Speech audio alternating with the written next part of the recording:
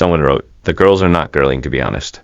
Another one said, "Easy EP was pretty consistent and enjoyable throughout. This definitely not. Their music is getting worse every comeback." Okay, this one is a long one, so let me summarize it for you all because I have read a lot of people saying the same things. First, identity crisis.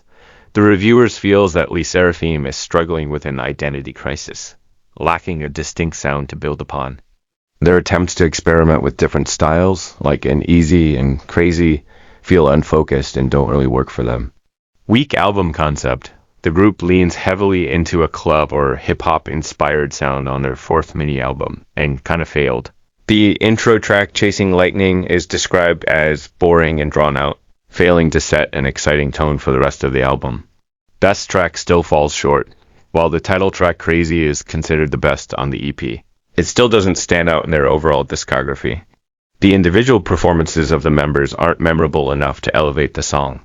The tracks PRO and 1 to 800 hot and focus on rapping, which the reviewer feels doesn't suit the group. The performances and writing are seen as unconvincing and weak. The overall production of the album is described as decent at best, but often boring, particularly in the Closer Crazier. The reviewer finds this guitar ballad dull and an unsatisfying way to end an otherwise energetic album, making the overall experience mediocre. This album has mixed reviews overall, where on the other hand it's being praised a lot. I think it's a good comeback for the group. After major controversies with Coachella performance, the song and music video for Crazy have been getting tons of love. The video hit over 15 million views in just over a day, and the track even debuted at number 34 on the Melon Daily chart, so clearly fans are vibing with it. But here's the weird part, the album's physical sales are way down compared to their last releases. Like, we're talking a serious drop. Just to give you some perspective, Lesserafim earlier albums have always done well, and even better each time. Their debut, Fearless, sold around 176k copies. Then Antifragile jumped to 408k. And Unforgiven peaked with over 1 million copies. Even Easy didn't hit the top, but it still sold a solid 783k copies. But now, Crazy only sold about 195k copies on the first day. That's like less than 25% of what they sold on the first day of their last album. So what's up with that?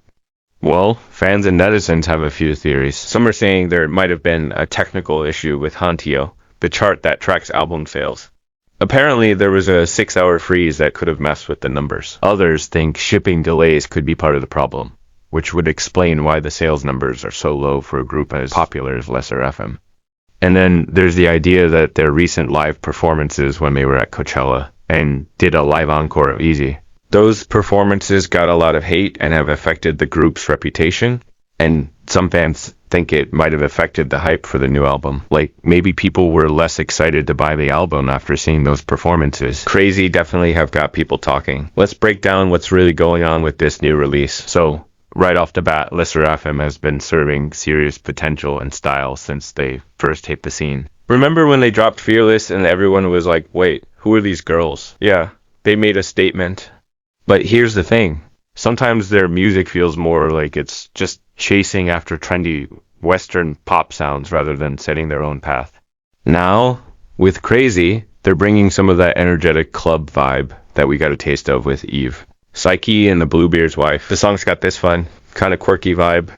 And they're even pulling in some drag culture references, like who else would think of a chorus like all the girls are girling. It's deadpan, it's funny, and it works. The production on this track is full of little surprises, like high-pitched tone that hits before the chorus. It's not the most adventurous thing musically, but it's got way more personality than what we usually get from hype entertainment. That alone makes it stand out. But here's where things get interesting. For a track like Crazy, you really got to bring that big, bold drag queen energy to make it pop. And you know, the K-pop idol system is super polished and controlled, so sometimes it feels like they're holding back. Honestly, I wish Lesserafim could crank up the weirdness and just go wild with it. I think it's a good comeback for the group. Talking about the Coachella on August 29th, the group had a press conference.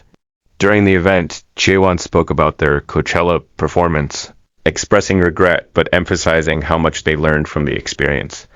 both individually and as a group. She acknowledged that they lost control of their pace due to excitement at performing at a large outdoor festival for the first time. Chaewon also mentioned that the group is focused on continuous improvement and hopes fans will support them. Netizens had mixed reactions to Chaewon's comments. Some were supportive, saying that mistakes can be corrected with practice, and they are looking forward to the group's future performances. Others were skeptical, criticizing the group for repeated lip-syncing issues, including at Coachella, and questioning their ability to improve.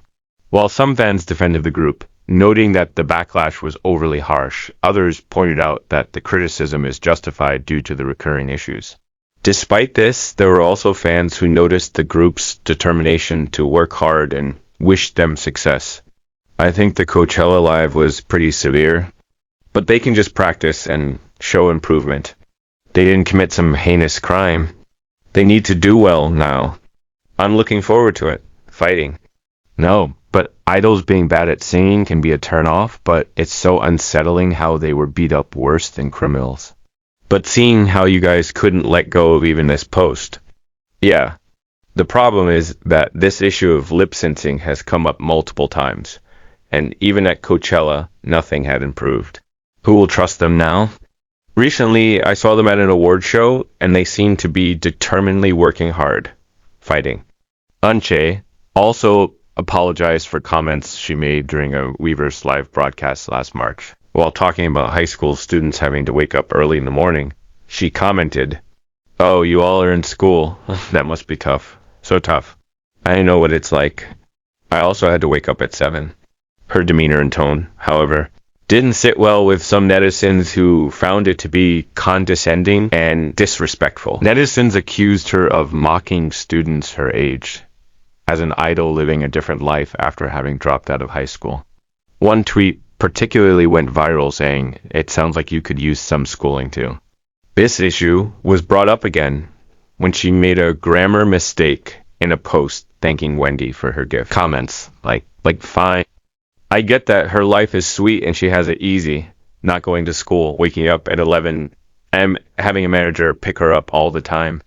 But what's up with her rubbing it in our faces on live broadcast all the time? What are we supposed to think about it? Another said, "What is up with this girl? She keeps up over topics like school, set, and other sensitivities that would affect K-pop fans her age. I'm not hating on her because she's a girly, and I'm not falling for people defending her for being a kid. What I do think, though, is that she's turning out to be dumb. I think the hate was quite ridiculous, and many comments are calling out these haters as well. Come on. It's common for idols and fans to tease one another. There's nothing controversial about this flip. Yes, she's being a bit cheeky, but the message is that she can relate. What's so wrong about that? And idols, too, have to get up early and do things they don't want to do. In what world would she be taking a dig at students her age, like, hee, I don't have to go to school, so it doesn't suck for me? Whoever clipped the video to portray it like this is malicious. LMAO, people will drag idols over little nothing. This is so extra. Anyways, what's your opinion? Are you guys enjoying the comeback? Do let me know, and thanks for watching.